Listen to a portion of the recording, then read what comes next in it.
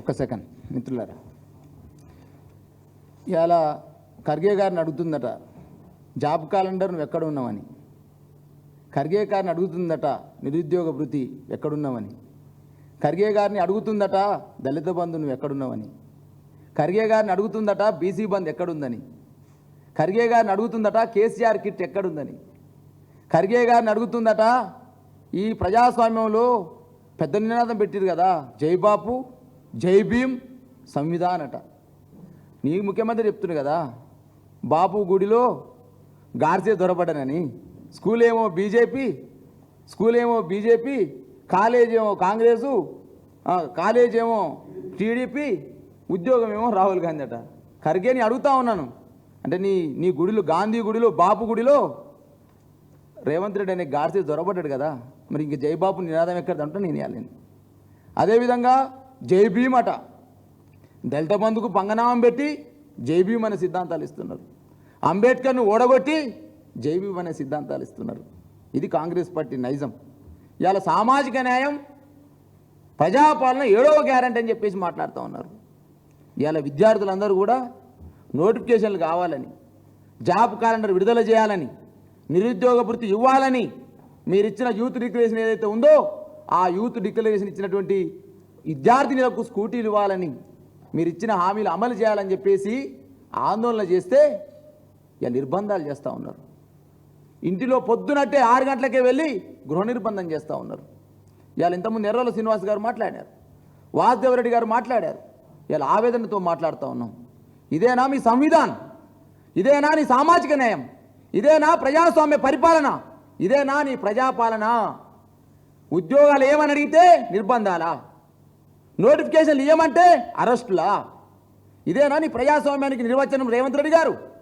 కాబట్టి డెఫినెట్గా ఇవాళ గాంధీ భవన్లో గార్సీలు దొరబడడానికి ఇవాళ రేవంత్ రెడ్డి దీన్ని నిదర్శనం. ఇవాళ పెద్ద ఎత్తున మేము అడుగుతా ఉన్నాం. ఇవాళ ఖర్గే గారు నువ్వు వచ్చినావు, మరి 42% రిజర్వేషన్లు ఎప్పుడు ఇస్తామని అడుగుతావు ప్రజలు.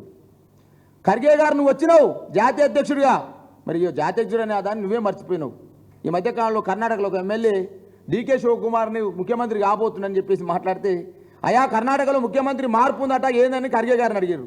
నీ అధిష్టానంతో మాట్లాడతాని చెప్పేసి అన్నారట. ఇంతకుముందు మా ఎర్రల శ్రీనివాస్ గారు అదే చెప్పినారు. ప్రేమ్ సాగర్ రావు, రాజగోపాల్ రెడ్డి, అదేవిధంగా సామరామరెడ్డి వీళ్ళందరూ మా మంత్రి పదవి ఏంటంటే సోనియా గాంధీతో మాట్లాడుతాం. దీనికి ఈ రాష్ట్ర కాంగ్రెస్ పార్టీ అందమైన నిర్వచనిస్తారు. మేము దళితుని పెట్టినాం, మా జాతీయ అధ్యక్షుడు దళితుడు. మీ దాంట్లో ఏంటంటే మీ అధ్యక్షుడు చెప్తుంది కదా నీ రబ్బర్ స్టాంప్ అని. నా దగ్గర ఏం లేదు, అంతా సోనియా గాంధీ దగ్గర ఉంది, రాహుల్ గాంధీ దగ్గర ఉంది, మీ అధ్యక్షుడు చెప్తున్నాడయా. దీనికి అందమైన నిర్వచనాలు ఇవ్వడం, మళ్ళీ మా అందరు బీఆర్ఎస్ పార్టీ మిగతా పార్టీలు తిట్టడం. కాబట్టి ఇలా కాంగ్రెస్ పార్టీలో ప్రజాస్వామ్యం ఏముందో, అధ్యక్షుని పాత్ర ఏ పాత్ర ఉందో, అదేవిధంగా వీరు ఇచ్చిన హామీలు ఏందో 18 నెలల కాలంలో ఈ డెమోక్రసీలో 420 హామీలు ఇచ్చి ఇలా ప్రజల్ని దోకా చేస్తూ అన్ని వర్గాలను, ఆ రోజు కేసీఆర్ నాయకత్వంలో పండు ముసలి నుంచి పసిపిల్లవాడికి సాయం జరిగితే, ఈరోజు కాంగ్రెస్ పార్టీ నాయకత్వంలో పసిపిల్లవాడి నుంచి పండు ముసలి వరకు అన్యాయం చేస్తున్న సందర్భం. అంటే పసిపిల్లవాడిని కేసీఆర్ కిట్టెగ్గొట్టిర్రు, పండు ముసలమ్మ పింఛనెగ్గొట్టిర్రు. మరి అలా పసిపిల్లవాడు హాస్పిటల్లో ఉంటే నేను రాను బిడ్డో సర్కారు దావకన్నటువంటి కాలాలలో, నేను సర్కారు దావకాలలో డెలివరీ అవుతున్నటువంటి రోజుల్ని కేసీఆర్ తీసుకొస్తే, మళ్ళీ అదే పూర్వపు రోజుల్ని ఎలా కాంగ్రెస్ పార్టీ తీసుకొచ్చినటువంటి పరిస్థితి కనపడతా ఉంది.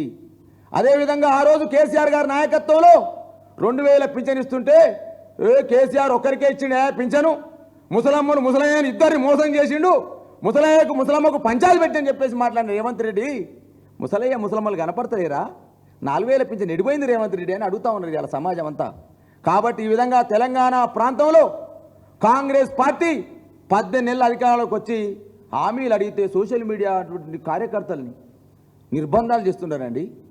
ఎక్కడో హైదరాబాద్లో ఉన్నటువంటి సోషల్ మీడియా కార్యకర్తలు రామగుండం తీసుకెళ్లి నిర్బంధం చేస్తున్నారండి. ఇష్టం వచ్చినట్టు వాళ్ళు వేధిస్తున్నారండి. అన్నం పల్లెల మించి గుంజుకపోతున్నారండి. ఇదేనా నీ సామాజిక న్యాయం, ప్రజాస్వామ్యం 7వ గ్యారెంటీ అంటే? లగిచెర్ల రైతుల గురించి మా కేటీఆర్ మాట్లాడితే నిర్బంధం, రుణమాఫీ కాలేదని చెప్పేసి హరీష్ రావు అడిగితే క్యాంప్ ఆపరేషన్ మీద దాడి, సోషల్ మీడియాలో ఇచ్చిన హామీలు అమలు కావట్లేవంటే సోషల్ మీడియా కార్యకర్తల నిర్బంధం, నిరుద్యోగులు ఇవాళ ఉద్యోగాలు వేస్తలేమంటే అక్రమ అరెస్టులు. ఏందండి ఇదేనా ప్రజాస్వామ్యానికి 7వ గ్యారెంటీ అంటే? ఇవాళ 100% మేము అడుగుతా ఉన్నాం. ప్రజాస్వామ్యాన్ని రక్షించుకుంటాం. తెలంగాణ రాష్ట్రంలో జరిగే ఈ యొక్క అన్యాయాలను, అక్రమ అరెస్టులను భారత రాష్ట్ర సమితిగా కేసీఆర్ గారు సైనికులుగా ఖచ్చితంగా అడ్డుకొని తీరుతాం. నీ నియంతృత్వపు ఎజెండా ఏదైతే ఉందో, ఇవాళ మాటలేమో చిలక పలుకులు, చేతలేమో అన్యాయాలు. రేవంత్ రెడ్డి గారు మాట్లాడే మాటలన్నీ అట్నే ఉన్నాయి. ఇవాళ మొదటి నుంచి కూడా చూస్తూ ఉన్నారు రేవంత్ రెడ్డి గారి యొక్క ఆలోచన విధానాన్ని. కాబట్టి 100కు 100% రేవంత్ రెడ్డి నేతృత్వ ఎజెండాను ఎదిరిస్తాం. భారత రాష్ట్ర సమితిగా పేద ప్రజలకు మా పార్టీ వర్కింగ్ ప్రెసిడెంట్ కేటీఆర్ గారు చెప్పినట్టు, మా అధినేత కేసీఆర్ గారి డైరెక్షన్లో యువ సైనికులుగా కదులుతాం.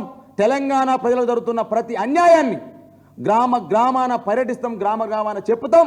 రేపు స్థానిక సంస్థల ఎలక్షన్లు ఇలా బలైన వర్గాలు కూడా సిద్ధంగా ఉన్నారు.